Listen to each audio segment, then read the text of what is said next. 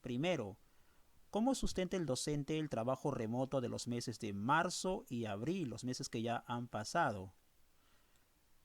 El docente debe elaborar un informe sobre las dificultades y logros que han tenido durante el trabajo remoto efectuado.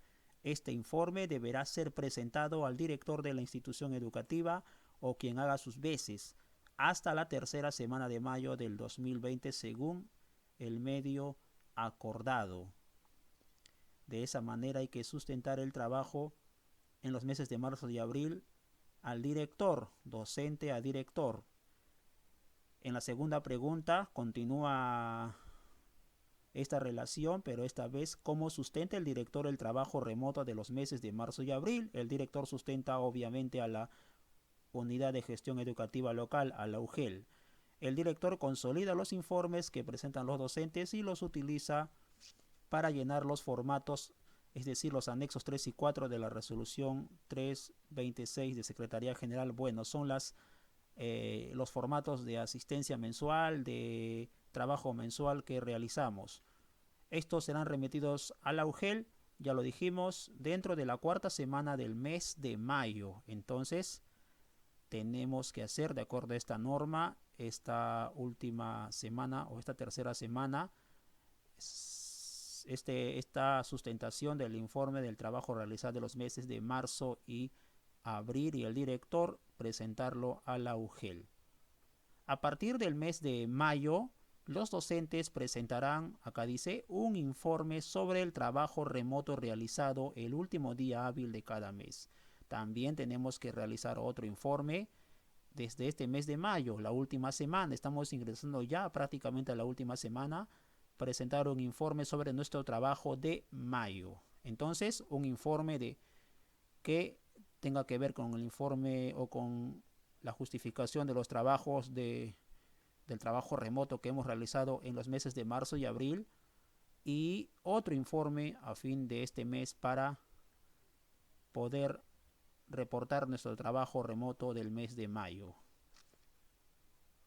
El último día hábil de cada mes, el docente o promotora deben presentar un informe al director o al que hace veces según corresponda, dando cuenta del trabajo remoto realizado.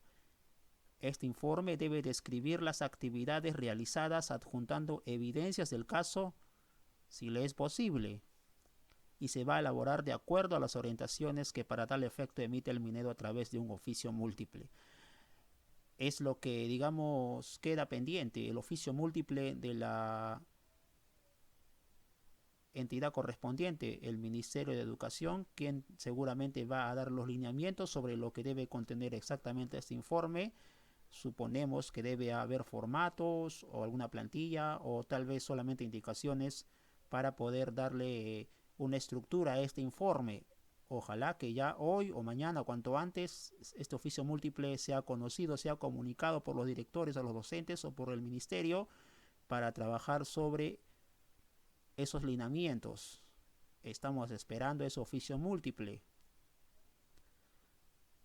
¿Cómo sustenta el director el trabajo remoto a partir de mayo, desde este mes de mayo?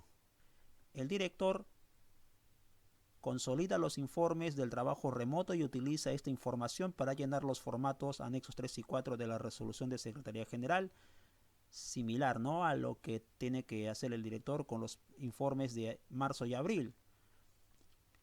Pero la fecha cambia dentro de los 3 primeros días hábiles del mes inmediato próximo a fin de sustentar el trabajo realizado.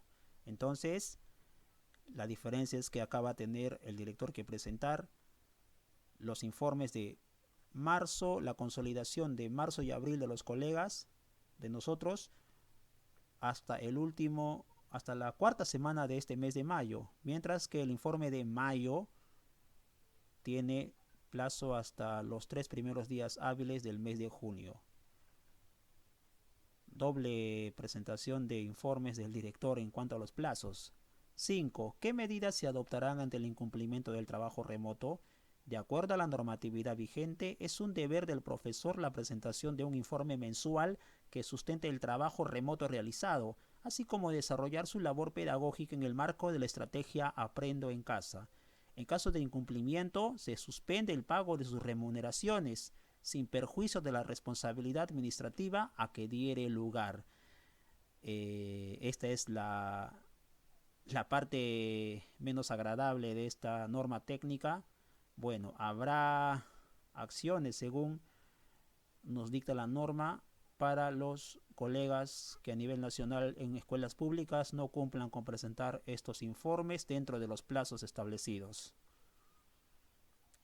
También hay especificaciones y resúmenes en cuanto a las remuneraciones y los beneficios durante el estado de emergencia. Los docentes que no realicen el trabajo remoto, ¿se les descontará la remuneración? Los descuentos de la remuneración se efectuarán en función del reporte consolidado del trabajo remoto presentado por los directores de las instituciones educativas. Entonces, está normado el descuento ya en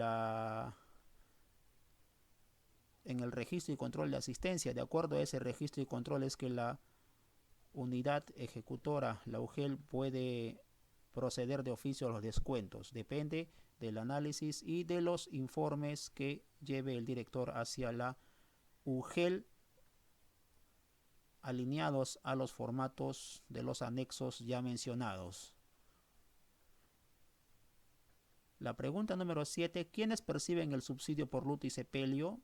Bueno, son preguntas también complementarias, respuestas complementarias también. El subsidio por luto y sepelio es un beneficio que se otorga al profesor auxiliar nombrado o contratado durante el vínculo laboral por el monto de 3.000 soles en los siguientes casos. No ha variado. Cuanto a la norma en este aspecto, se reafirma el tema de los subsidios por luto y sepelio. Muy bien, bueno, esta pregunta me parece interesante. Los profesores que no reportan el trabajo remoto a su director, ¿se les iniciará un procedimiento administrativo disciplinario por abandono de cargo? Es deber estar disponible, o es deber del profesor estar disponible para las coordinaciones de carácter laboral que resulten necesarias, las reuniones de carácter laboral, en este caso las colegiadas, sin afectar la disposición del aislamiento social obligatorio, así como desarrollar su labor pedagógica en el marco de la estrategia Aprendo en Casa.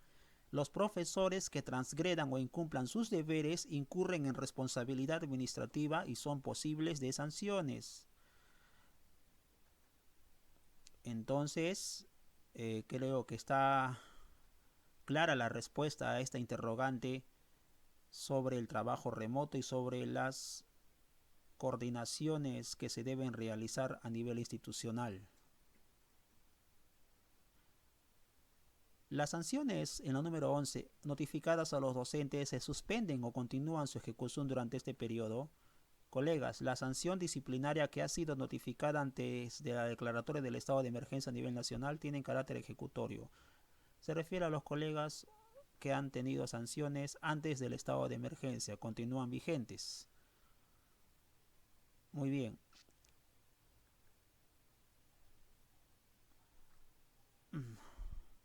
¿Es posible instaurar procesos administrativos disciplinarios? Durante el periodo de aislamiento social, los plazos administrativos se encuentran suspendidos, por tanto, los miembros de las comisiones de procesos no incurren en responsabilidad administrativa. Es lógica esta respuesta. Hay un proceso administrativo que está suspendido y por lo tanto el área correspondiente de la UGEL no incurre en falta porque hay un proceso de emergencia conocido por todos que avala esta suspensión de los procesos administrativos. Procede, por ejemplo, acá tenemos otra pregunta interesante. ¿Procede el otorgamiento de licencias con goce y sin goce de remuneraciones? Si la DRE y UGEL podrán tramitar, sí procede. Entonces, la DRE y la UGEL deben asegurar el uso de los medios virtuales o no presenciales para recepcionar las solicitudes de licencias. Se puede pedir licencias con goce o sin goce de remuneraciones. La unidad ejecutora debe haber generado las condiciones de trabajo remoto del personal a su cargo. La DRE, UGEL y la IE deben garantizar de manera oportuna, bajo responsabilidad, la cobertura del servicio educativo de la plaza del docente a quien se le otorga la licencia. Colegas, hay entonces en este aspecto aprobación para que la DRE o UGEL sí procedan con las solicitudes de los colegas que a nivel nacional en el sector público pidan licencia con goce de remuneraciones en caso de alguna enfermedad grave, como es conocido, o de tener esta pandemia, o haber adquirido este virus, o haber sido contagiado, o sin goce de remuneraciones por asuntos particulares. Está especificado claramente de acuerdo a este oficio múltiple 033-2020. Hay condiciones que hay que cumplir para que pueda efectuarse o garantizarse la licencia con o sin remuneración.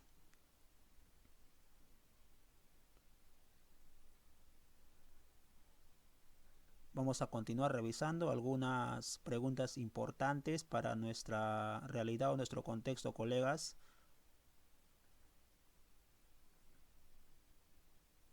El docente cuya licencia ya concluyó, si es que pedimos licencias por 3 meses, por ejemplo, ¿puede retornar a su trabajo de manera remota? Sí. La incorporación de un docente a sus labores se realiza de manera automática luego de culminada una licencia. El director es responsable de garantizar que el docente implemente la estrategia Aprendo en casa mientras dure. Entonces, se reintegra al trabajo el docente que pide licencia por un tiempo determinado y continúa con el trabajo remoto y obviamente el trabajo del profesor contratado, en este caso, se da por concluido. Muy bien.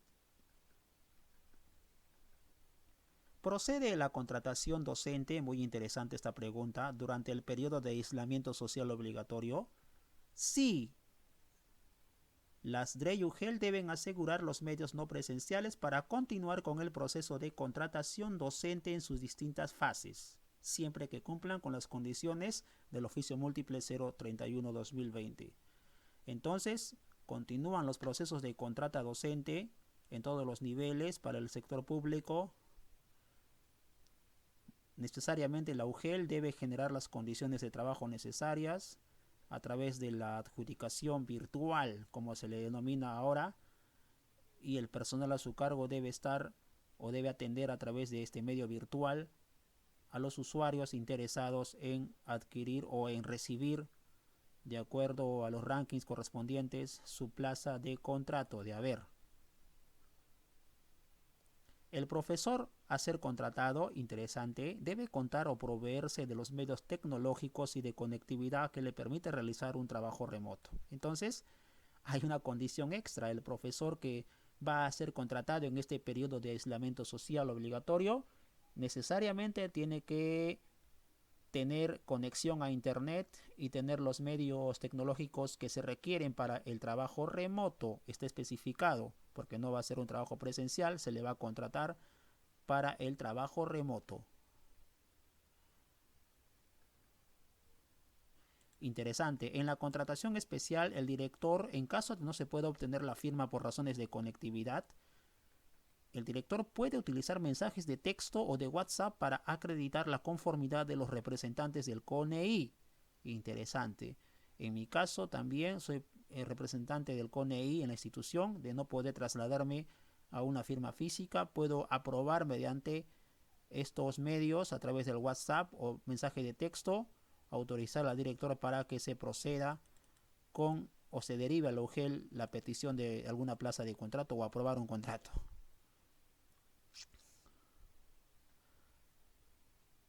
Bueno, vamos a ver temas de resignación por salud, cese por límite de edad. En resumen, vamos a ver, es interesante a ver, cese por límite de edad, colegas, la número 21. ¿Procede el cese o retiro por límite de edad del docente que cumple 65 años de edad? La respuesta del ministerio, no. Durante el periodo de aislamiento social no se puede realizar la notificación al administrado correspondiente, por lo que no se puede efectuar este procedimiento. No procede el cese o retiro por límite de edad en este periodo de emergencia, de aislamiento social. Muy bien. ¿Procede la reasignación por salud? No procede. ¿Se puede modificar el cuadro de horas durante el periodo de aislamiento social?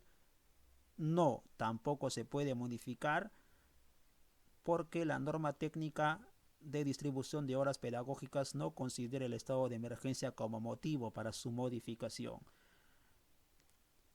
Esta pregunta es muy importante, colegas que me están oyendo. Vamos a ver, aquí está. La pregunta 23. ¿Se realizará el proceso de racionalización en el presente año? A ver, de acuerdo al oficio múltiple 038, durante el presente año se han suspendido las acciones de las 3 etapas vinculadas a este proceso, al no existir las condiciones operativas en el contexto actual para su desarrollo. Por lo tanto, el Minedu emitirá las disposiciones pertinentes para formalizar la suspensión del citado proceso.